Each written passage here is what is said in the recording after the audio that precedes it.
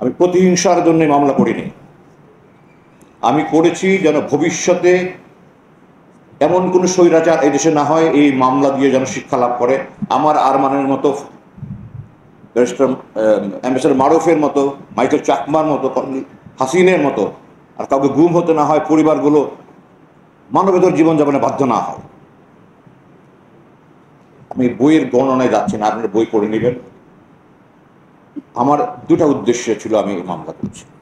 এক, মেসেজ যারা ভবিষ্যতের রাষ্ট্রের কর্ণধার হবে তারা যেন কোনোদিন ধৃষ্টতা না হয় যে আমি আবার আইনের বিরোধী কোনো কাজ করব, জুলুম করব, অপশাসন করব।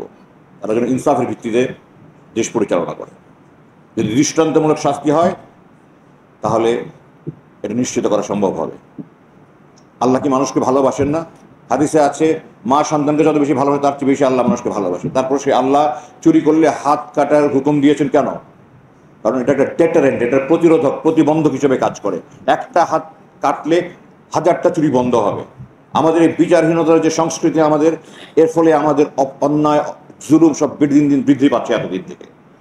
ওটা বন্ধ করতে হবে, ওটা বন্ধ করার জন্য আমি মামলা করেছি। দ্বিতীয়, ভবিষ্যতে যেন এই খুনি জেনারেল জিয়া, পলাতক জেনারেল মুজিবের মতো কোনো জেনারেল এই দেশে পয়দা না হয় যারা প্রভুর অন্ধ আনুগত্য করবে নীতি নৈতিকতা বিসর্জন দিয়ে। আমাদের শপথ হলো আমরা এই দেশের স্বাধীনতা সার্বভৌমত্ব অখণ্ডতা রক্ষার জন্য আমরা নিজের জীবন বিসর্জন দেব। আমরা যখন কমিশনিং হয়ে, আপনারা জানেন আমাদের একটা পাসিং আউট প্যারেড বলে, সেই জন্য আমরা চিৎকার করে শপথ করে আল্লাহর নাম নিয়ে। এই শপথ কি কোনো ব্যক্তি বা গোষ্ঠীর জন্য না, এই শপথ রাষ্ট্রের জন্য, জনগণের জন্য, সংবিধানের জন্য। এবং এই 25 জন সে কর্মকর্তা যাদের বিরুদ্ধে ওয়ারেন্ট বেরিয়েছে তারা কিন্তু সেনাবাহিনীর গণ্ডির ভিতরে থেকে কোনো অপরাধ করেনি, এটা বাইরে এসে করেছে। এই মামলায় যদি এদের শাস্তি হয়, ভবিষ্যতে ডিজিএফআই, এনএসআই, র্যাবে যারাই যাবে বিভিন্ন বাহিনী থেকে, তার 100 বার চিন্তা করবে যে আমি অন্যায় কাজে আনুগত্য করবো কিনা। আল্লাহ সূরা নিসা 4 নম্বর 6 নম্বর আয়াতে বলেছে, আতিউল্লাহ আতিউর রাসূল, আল্লাহর আদেশ মানে রাসূলের আদেশ মানা। তার মানে রাসূলের আদেশ মানা আমাদের জন্য ফরজ। এরপর আল্লাহ বলেছে, ওয়াউলিল আমরি মিনকুম, তোমার উপরস্থ যারা তাদের আদেশও মানো। কিন্তু আল্লাহ এবং রাসূলের আদেশ মানতে হবে শর্তহীন।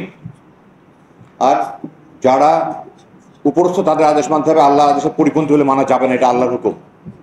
রাসূল বলছে অন্ধ কাজে আনুগত্য নাই। এই মেসেজে যদি দিয়েছে যেন কেউ অন্ধ কাজে আনুগত্য না করে, যদি তার দৃষ্টান্তমূলক শাস্তি হয় ভবিষ্যতে আর কেউ করবে না। তো আমি আজকে এই অনুষ্ঠানের মাধ্যমে আপনাদের কাছে মেসেজ দিচ্ছি, গণমাধ্যমের কর্মীদের সাথে মেসেজ দিচ্ছি যেন আপনারা দোয়া করেন। আমি অনেক চ্যালেঞ্জ নিয়ে মামলা করেছি, এটা তাদেরকে আদালতে হাজির করা হয়েছে। আমি চাই না তাদের কোনো জুলুম করা হোক, আমি চাই তার সুবিচার পাক। কিন্তু আমি চাই না যে ভবিষ্যতে আমার আর মনের মতো পরিবারগুলো অসহায় অবস্থায় দিন কাটাতে হয়। এক ভাই বলে গেছে সন্তানদের কথা, আমাকে যখন নিয়ে যায় আমার ছোট সন্তান 15-20 বছর আমার বুকের উপর ঘুমাতো। আমার ছোট মেয়ে 3 বছর 4 মাস আমি ছাড়া তারা বেড়ে উঠেছে। এই কষ্ট কোনো দিন দূর করা যাবে না, যে সমস্ত সম্পদ দিয়ে কষ্ট দূর করা যাবে না। ভবিষ্যতে কোনো বাবা, কোনো মা, আমার স্ত্রী নিজের গয়না বিক্রি করে সংসার চালাতে হয়েছে। ভবিষ্যতে কোনো বাবা, কোনো মা, কোনো সন্তান এই দেশে কেন পৃথিবীতে কোথাও যেন কোনো জুলুমের শিকার না হয়, কষ্টের শিকার না হয়, এই মেসেজটা আমি দিতে চাই দেশবাসীকে আপনাদের মাধ্যমে।